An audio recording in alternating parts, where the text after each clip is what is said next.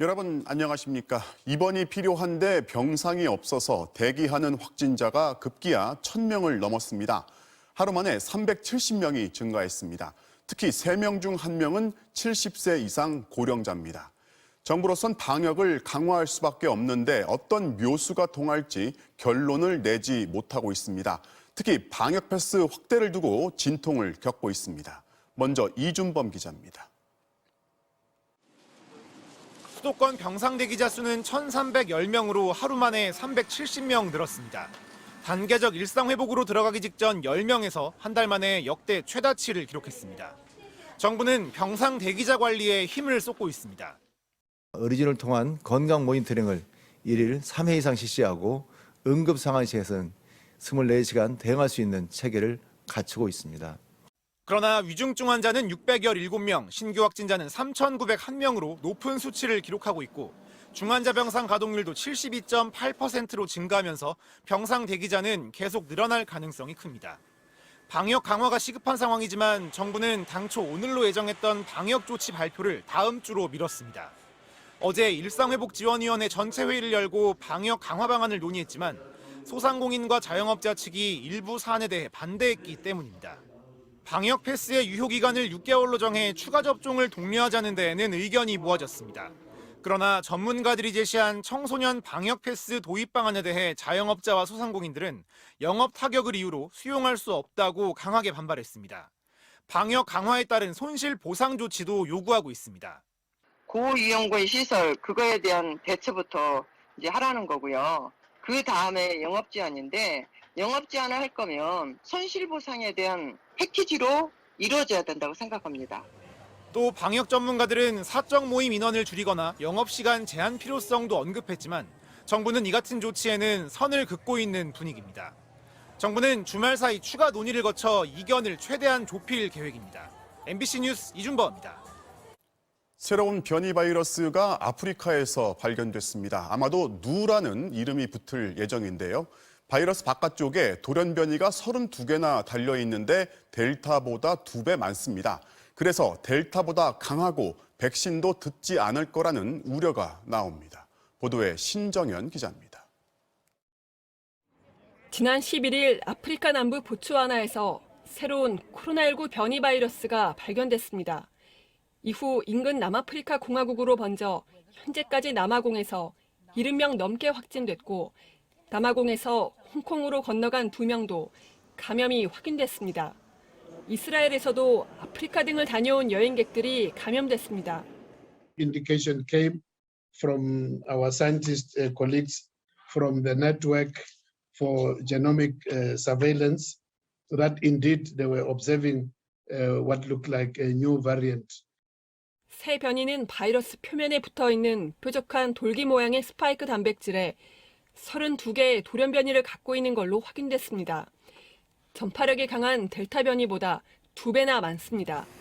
돌연 변이가 많다는 건 바이러스가 우리 몸에 침투할 통로가 그만큼 많다는 겁니다. It may be more transmissible than the Delta variant, and the vaccines that we currently have may be less effective against it. 이 때문에 영국과 이스라엘은 남아공 등 일부 아프리카 국가에서 오는 항공편의 입국을 당분간 금지시켰습니다. 세계보건기구 WHO도 긴급회의를 소집하고 대책 마련에 나섰습니다. 지금까지 WHO가 지정한 주요 변이는 9종류. 새 변이는 그리스 알파벳 순서상 누라는 이름이 붙을 걸로 보입니다.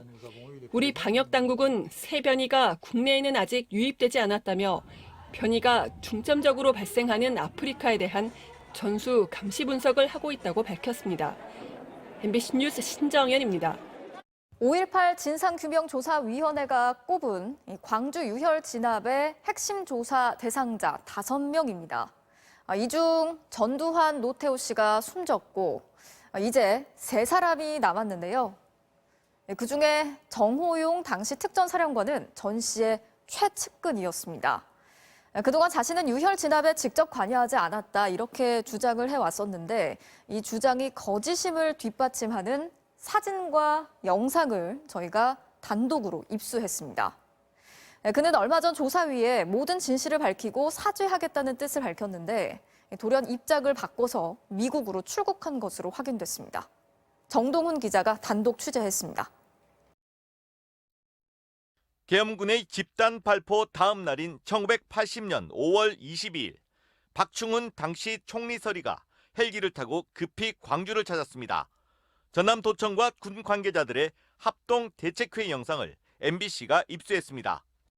정부 관계자와 군 진압군 관계자들이 이렇게 모여가지고 회의를 하는 그런 장면이 공개된 것은 처음이죠. 그쪽 분위기를 살펴볼 수 있는. 회의장 오른쪽 정호용 당시 특전사령관이 군을 대표하는 자리에 앉아 있습니다. 그는 이어서 진행된 핵심 관계자 회의에도 등장합니다. 혼자 담배를 피우며 뭔가를 말하고 있습니다. 총리 앞에서 담배를 피우고 이야기하는 모습을 봤을 때 당시 정호용 사령관이 얼마나 주도적으로 광주 상황을 이끌어갔는지 보여주는 장면이라고. 정 씨는 그동안 광주에서 열린 핵심 회의에 참석한 적 없다고 주장했는데 거짓심이 드러난 겁니다. 그때 총리서리 때 광주 방문 때 없었다 그랬거든. 자기는. 그게 전부 거짓말이죠. 계엄군 작전에 일절 개입하지 않았다는 주장도 의심받게 됐습니다. 실질적으로 상황을 주도를 하고 있는 모습을 그대로 보여주고 있는 것, 그러니까 짐작을 해볼 수 있는 그런 장면이. 정 씨는 12.12 40주년 만찬 당시에도 전두환 바로 옆자리에 앉은 최측근입니다. 50 시절 육군 참모총장, 내무부 장관을 역임했습니다. 5.18 유혈 진압의 진실을 알고 있는 핵심 인물인 겁니다. 전두환이 정호영이를 제일 좋아해요. 그때 당시 상황에 대하여 누구가 잘못했고 누구가 책임 있고 누구가 했다는 걸 다 알고 있는 거야. 그는 지난 2월 진상규명위 조사에 응해 모든 진실을 밝히겠다고 했습니다. 하지만 최근 노태우, 전두환 두 사람의 죽음 이후 돌연 입장을 바꾼 것으로 전해졌습니다. 그리고 최근 건강을 이유로 미국으로 출국했습니다. 진상규명위는 정 씨에게 입국을 권유해 올해 안에 조사를 진행할 계획이지만 정 씨가 조사에 응할지는 불투명합니다. MBC 뉴스 정도훈입니다. 한 여성 단체에 1,000만 원의 기부금이 입금이 됐는데 이 단체가 이 돈을 고스란히 기부자에게 다시 돌려줬습니다. 여성을 대상으로 한 범죄로 재판을 받으면서 감형을 받기 위해서 기부를 한 것으로 파악됐기 때문인데요. 정상빈 기자가 취재했습니다. 지난 8일 한국여성의전화 후원 계좌에 1,000만 원이 입금됐습니다. 개인의 기부치고는 적지 않은 금액이었지만 여성의전화 측은 2주 뒤인 지난 22일 1,000만 원 전액을 기부자에게 돌려줬습니다. 알고 보니 성범죄자로 추정되는 피고인이 감형을 받기 위해 여성 지원단체를 찾아 기부한 돈이었습니다. 후원자분이 저희에게 이제 연락을 주시지 않아서 저희가 이래저래 수소문을 한 끝에 감형 목적으로 그렇게 하게 되셨다는 얘기는 저희가 들었고, 그렇다면 이제 저희 절차상 반환을 해드릴 수밖에 없다고. 국내 최초의 성폭력 전문 상담기관인 한국여성의전화는 자체 모금윤리 규정에 여성폭력 가해자가 소송에서 유리한 결과를 얻기 위한 목적으로 하는 기부는 받지 않는다고 명시하고 있습니다. 여성의전화 측은 매달 비슷한 후원금 반환이 반복되고 있다며 기부금을 감형 요소로 삼는 법원을 비판했습니다. 대법원 양형 규정에는 진정한 반성을 하면 감형을 해준다고 명시돼 있는데 변호사들이 감형 전략으로 기부금 영수증을 반성의 증거로 재판부에 제출하는 겁니다. 심지어 박사방 사건으로 줄줄이 성착취 사범들이 재판을 받게 된 직후 여성단체 기부금이 급증하기도 했습니다. 가해자들 커뮤니티에서나 가해자 측의 변호사들이 권하고 있는 정황들은 저희 포착하고 있고요. 실제로 성공하고 있는 사례도 있지 않나 생각은 합니다. 여성의 전화 측은 기부금을 감형 요소에 반영하지 말라는 서명 운동을 벌인 뒤 서명 결과를 대법원에 전달할 계획입니다. MBC 뉴스 정상빈입니다. 일본 후쿠시마 원전에서 지하 차단벽에서 물이 새는가 하면 작업자들이 방사능에 피폭되기도 하는 등 사고가 계속되고 있는데요. 이런데도 원전 측은 예정대로 오염수 방류를 위한 준비를 속속 진행하고 있습니다. 도쿄에서 고현승 특파원이 취재했습니다.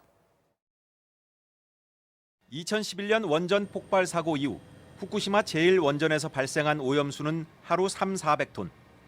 빗물과 지하수가 방사능에 오염된 원자로 건물 지하로 스며들면서 생기는데 이를 막아 오염수량을 줄이기 위해 도쿄전력은 지난 2016년 두께 1~2m의 차단벽을 세웠습니다. 땅속에 약 1,500개의 관을 묶고 영하 30도의 냉매를 순환시켜 주변 땅을 얼림으로써 지하수 흐름을 막는 방식입니다. 그런데 영하 10도 정도로 유지돼야 할 차단벽의 온도가 지난 8월부터 오르기 시작해 9월에 0도, 10월에 영상 10도, 지난 21일엔 16도까지 치솟았습니다. 땅을 파봤더니 배수로 두 곳에서 물이 솟아나왔습니다. 높은 온도에 벽이 녹았을 거란 우려가 제기됐지만 도쿄전력은 문제가 없다는 입장입니다. 間違いなく凍っていた場所だとは思っています。地下水が出てきたということは確認できましたけれど、実際に溶けているのか。 지난주엔 방사능 피폭 사고도 발생했습니다. 방사능 제거 설비의 배관 교체에 참여한 작업자 4명 중 2명의 코에서 방사능 물질이 검출된 겁니다. 이들은 전면 마스크와 방호복이 아닌 방진 마스크와 일반 작업복을 착용한 것으로 드러났습니다. 空気が循環しているということになりますので、その配管の内面にですね、何か汚染物質が付着していた可能性というのはあろうかと思います。 이런데도 오염수 방류는 착착 진행 중입니다. 지난 4월 해양 방류 방침이 정해진 뒤 도쿄전력은 해저 터널을 뚫어 1km 먼 바다에 버리는 구체적 방안까지 확정했고 지난주엔 환경에 거의 영향이 없다는 시뮬레이션 결과도 발표했습니다. 이를 근거로 당장 이르면 내일부터 해양 조사를 시작으로 터널 공사를 진행하고 예정대로 오는 2023년 봄부턴 오염수 방류를 시작할 계획입니다. 도쿄에서 MBC 뉴스 고현승입니다.